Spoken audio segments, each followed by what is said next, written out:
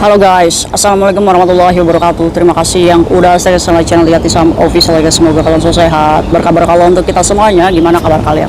Semoga selalu sehat dalam lindungan Allah ya guys ya. Yang masih kesulitan semoga Allah mudahkan. Teman kita yang lagi sakit, semoga Allah sehatkan. Teman kita yang masih berjuang di rumah majikan, semoga Allah kuatkan sampai finish ya guys ya.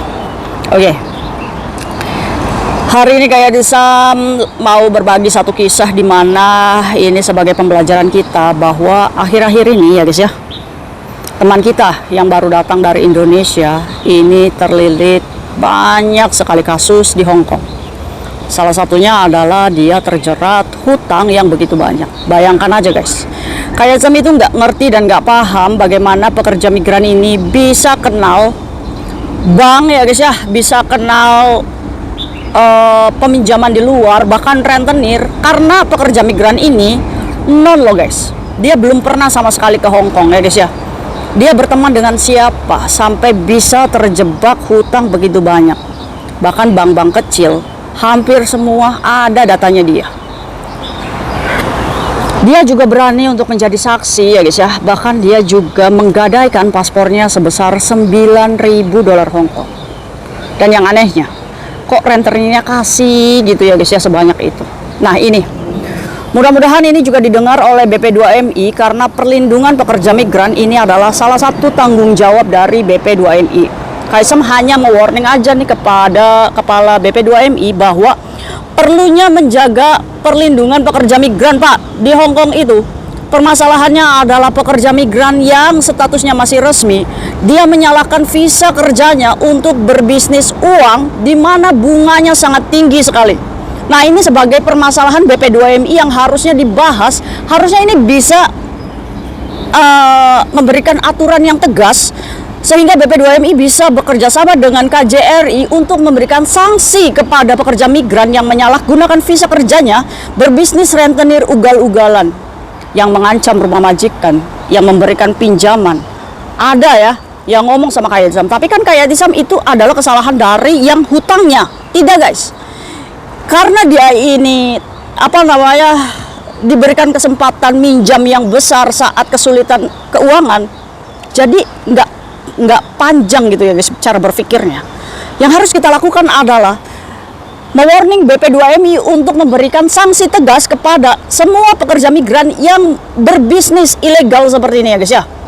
Kalian bisa menjadikan screenshot rentenir ya, kalau misalkan kalian ditagih rentenir, sudah merasa bayar jasa bunganya tinggi, diviralkan, itu kalian jangan lupa screenshot sebagai bukti supaya kalian bisa melawan dia di KJRI ya guys ya. Jangan takut menghadapi rentenir itu. Siapa lagi guys yang membasmi mereka kalau bukan kita? Bukan kita yang bersatu. Ini nih tugasnya BP2MI melindungi pekerja migran dari jeratan hutang yang tadinya kita ya datang dari Indonesia. Saya kira hutang yang di rumah itu nggak sebanyak hutang di Hong Kong ya guys ya. Tapi pas nyampe di Hong Kong ini menjadi permasalahan kita bersama, di mana bisnis rentenir ini menghancurkan pekerja migran ya guys ya. Nih salah satunya yang mau kayak Sam ceritakan ini. Kalian bayangin aja, dia bekerja di sini baru 9 bulan cuy. Tapi semua bank kecil, bank Rich, bank Hello, bank Un, bank apalagi tuh yang ada di Koswebe itu ya, yang pinjamannya antara 2.000, 3.000, yang punya tabungan ditahan tabungannya karena dia harus membayar saksi, membackup saksi. Nah, semuanya ada nama pekerja migran ini. Sampai pada akhirnya dia nangis-nangis. Karena apa? Karena majikannya mendapatkan teror 30 panggilan setiap harinya dari bank-bank tersebut. Ini ya guys ya, majikannya masih baik, nggak mempokingkan ini pekerja migran, tapi majikannya sudah muak, sudah menyuruh agensinya untuk segera memulangkan ini pekerja migran. Bahkan dia juga punya bank HS dan bank publik guys, dimana bank besar juga sudah diambil. Sampai kayak Sam itu nanya, berapa kamu setiap bulannya harus membayar mereka semua? Sekitar 10.000, 11.000 ada kayak Sam. Dari mana kamu membayar? Terus gajimu kemana? Apakah kamu menutup salah satu bank itu? Ternyata gajinya dia bayarkan untuk jasa rentenir karena dia ketakutan pekerja migran yang mengancam untuk naik ke rumah majikannya guys. Ini guys, permasalahan yang harus kita bahas bersama ya guys ya, supaya kalian tahu Jangan sampai seperti ini ya guys ya. Oke, kita bahas yuk. Pekerja migran ini kita sebut aja Mbak siapa guys? Mbak Siti. Mbak Siti, maaf ya Mbak Siti ya. Biar tenang kita yampui dulu guys. Jadi Mbak Siti ini datang melalui PT yang resmi guys. Dia dijeng oleh majikan yang sebenarnya tugasnya cuma bersih-bersih aja. Majikannya lumayan tinggal di flat yang bagus ya guys ya. Majikannya ini nggak terlalu banyak ngomong, bahkan juga jarang marahin Mbak Siti. Mbak Siti diberikan kebebasan bekerja, yang penting rumahnya bersih. Nah, nggak tahu dia ini bergaul dengan siapa ya. Pengakuannya Mbak Siti bahwa dia membawa hutang nggak sampai 100 juta hutang di Indonesianya ya, untuk makan ya guys ya, karena keluarganya kan kesulitan ekonomi ya guys ya, untuk makan, untuk bayar sekolah. Jadi dia ini punya beberapa hutang di tetangga-tetangganya ya guys ya. Nah, karena Mbak Siti tahu ada di Hong Kong, jadi tetangganya ini mengepus Mbak Siti supaya cepat membayar. Apalagi Mbak Siti ini kan masih potongan agensi, jadi hanya minim gaji sisa untuk bisa membayar semua, melunasi hutang-hutang di Indonesia ini kan nggak bisa ya guys ya. Nah ini, dari kepanikan ini Mbak Siti ini kenal dengan, ya nggak tahu temannya siapa ya yang kenal sama Mbak Siti ini, menganjurkan dia mengambil bank publik, di mana banknya ini setengahan. Yang mengenalkannya itu dapat setengah, Mbak Sitinya setengah. Ini kan suatu kebodohan ya guys ya. Hanya karena kita tidak tahu informasi bagaimana cara hutang bank, kita dimanfaatkan teman-teman kita untuk ya udah setengahan yuk, saya ajarin kamu untuk hutang supaya kamu bisa melunasi hutang di Indonesia. Ini adalah logika yang salah guys.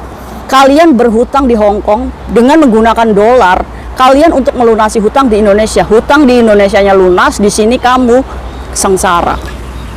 Karena ya guys ya, masih dalam potongan itu dia harus membayar bank. Akhirnya apa? Akhirnya dia tanya-tanya informasi lagi, di mana ya saya bisa mendapatkan pinjaman bukan untuk memenuhi keluarganya, untuk bayar utang lagi. Dari sini kejebaklah dia. Sampai akhirnya dia nekat menggadaikan ketemu sama rentenir yang inisialnya bernama inisialnya depannya A. Ini sering memposting-posting di buronan hutang ya. Mungkin ini bandarnya, di mana dia ini punya sindikat, punya teman-teman yang membackup, bisa memberikan pinjaman luar biasa gede guys. Hanya jaminan paspor dan rumah majikan, dia bisa memberikan pinjaman 9.000. Gila kan? Iya, ini harusnya nih. Nah, rentenir ini A, statusnya adalah pekerja migran. Nah, buat kalian yang terjebak atau diteror atau diancam rentenir yang inisialnya depannya A, boleh chat Kak Yatisam. Kak Yatisam akan membuatkan satu grup di mana Kak Yatisam berusaha untuk melaporkan ke KJRI supaya paspor kalian bisa diambil dengan nilai hutang saja. Stop untuk memberikan makan kepada rentenir. Ayo guys, kita bisa menyelamatkan paspormu dengan bersatu. Bersatu kita teguh. Kak Yatisam jangan serius-serius dong. Aduh guys, panas ini guys. Oke, lanjut guys. Pada akhirnya di mana hari 4 hari kemarin, akhirnya Mbak Siti ini diusir sama majikannya, di mana saya sudah nggak mau kamu tinggal di rumah saya Siti, kamu tolong hubungi agensi untuk membelikan tiket pesawat, koordinasi kamu mau pulang kapan. Saya akan antar kamu sendiri ke bandara, saya nggak mau kamu stay di Hong Kong atau pergi ke Makau. Ini majikannya nggak mau ngambil resiko, karena apa? Tagihan banknya ini sudah membludak, majikannya tahu. Pada akhirnya, kalian tahu nggak? Bahkan untuk membeli tas, untuk mengepek bajunya, nggak punya uang. Sampai dia ngomong sama Kak Yatisam, Kak Yatisam gimana? Saya nggak punya paspor. Agent saya udah nanya, kapan kamu pulang? Paspornya sudah dijujurkan kalau digadai. Bahkan paspornya sudah dipindah alihkan ke rentenir yang ada di TST. Ini kan ruwet hidup ya guys ya. Saya pada akhirnya ya udah nggak ada jalan satu-satunya, ya kamu harus pulang ke Indonesia. Akhirnya Kak Yatisam itu chat sama agensinya ya, untuk ya gimana caranya bisa ya guys ya, untuk menengahi masalah Mbak Siti ini. Akhirnya Kak Yatisam itu chat sama agensinya. Kak Yatisam ngomong kayak gini agensinya, sudahlah, ini anak nggak bisa bekerja lebih lama di sini. Tekanannya terlalu tinggi dari bank-bank atau dari manapun ya guys ya. Nah, ini saya khawatir ini anak ada masalah ya guys ya. Ya nauzubillah min dzalik ya guys ya. Ya pengennya sih Kak Isam itu ya jangan sampai kalian itu melakukan bundir atau nekat overstay. Nah daripada resiko ditanggung sama kita bersama gitu, majikannya atau agensinya, lebih baik belikan tiket pesawat saja yang murah. Nah dikasihkan datanya semuanya Kak Isam ke agennya ya guys ya. Belikan tiket pesawat yang murah. Nanti tiket pesawat itu kamu kirim ke saya, nanti saya suruh arahkan Mbak Siti ini untuk datang ke KJRI untuk minta SPLP. Akhirnya agensinya itu karena dia nggak mau pusing juga, akhirnya Kak saya boleh nggak nanya berapa hari itu SPLP jadi? Surat sekali jalan ya guys ya. Ini sebagai pengganti paspor supaya kalian itu bisa lolos dari imigrasi. Ya karena udah gak ada jalan lagi guys. Paspor diambil pun nggak bisa. Nggak bisa, sudah terlalu ruwet masalahnya. Sampai pada akhirnya 3 hari kerja biasanya KJRI itu memberikan SPLP asalkan ada tiket pesawat terlebih dahulu. Akhirnya agensinya, baik Kak kalau kayak gitu saya kasih tiket pesawat biar Mbak Siti ini ngurus ke KJRI untuk minta SPLP. Ini 9 bulan kita berniat dari Indonesia datang ke Hong Kong untuk merubah keadaan keluarga, untuk bisa membayar hutang di Indonesia. Pada kenyataannya di sini kita menjadi penjahat, perampok uang bank. Bahkan untuk pulang sendiri aja kita nggak bisa guys. Ya, kalau misalkan ya nggak ada yang menengahi permasalahan seperti ini, yang nggak tahu apa yang dirasakan Mbak Siti ya guys ya. Udah majikannya itu uring-uringan terus di rumah, ya kan nggak bisa dilakukan. Oke guys, jadi kisahnya Mbak Siti ini sebentar lagi akan mengurus SPLP-nya dan akan pulang. Jadi Mbak Siti gagal di 9 bulan dia bekerja di sini. Dengan hutang semua bank finance di Hong Kong sudah diambil, termasuk hutang rentenir pun diambil. Sampai pada akhirnya dia di interminate majikan gak bisa pulang karena nggak ada paspor. Ini guys, dari mana kita bisa bayar 10.000 per bulan sedangkan gaji kita aja 4730. Pantaslah kita stres ya guys ya di sini. Nah itu untuk kalian anak baru, bertahanlah dengan sisa gaji kamu. Kalau kamu memiliki beban hutang di Indonesia, jelaskan yang punya uang di Indonesia untuk bersabar. Setidaknya tunggu sampai 4 bulan setelah potongan kamu selesai, kamu bayarkan hutang di Indonesia untuk membayar kemarahan keluarga kita di Indonesia atau tetangga kita yang menghutangi kita di sini. Kasih bonus, setidaknya memberikan bonus kepada orang yang ada di Indonesia. Menurut mereka itu besar guys, ketimbang kamu harus membayar jasa di Hong Kong. Untuk itu ya guys ya, ayo guys kita sama-sama menyerukan semoga pekerja migran bebas hutang atau jauh-jauh dari bank. Nggak ada guys, kita nggak bisa merubah mereka untuk sadar. Yang bisa kita lakukan adalah memperbaiki diri kita untuk lebih baik ya guys ya. Hindarkan semua itu, ayo kita sukses bersama. Bismillahirrahmanirrahim. Yampuy. Bye bye, see you next video. Bye bye. Assalamualaikum warahmatullahi wabarakatuh.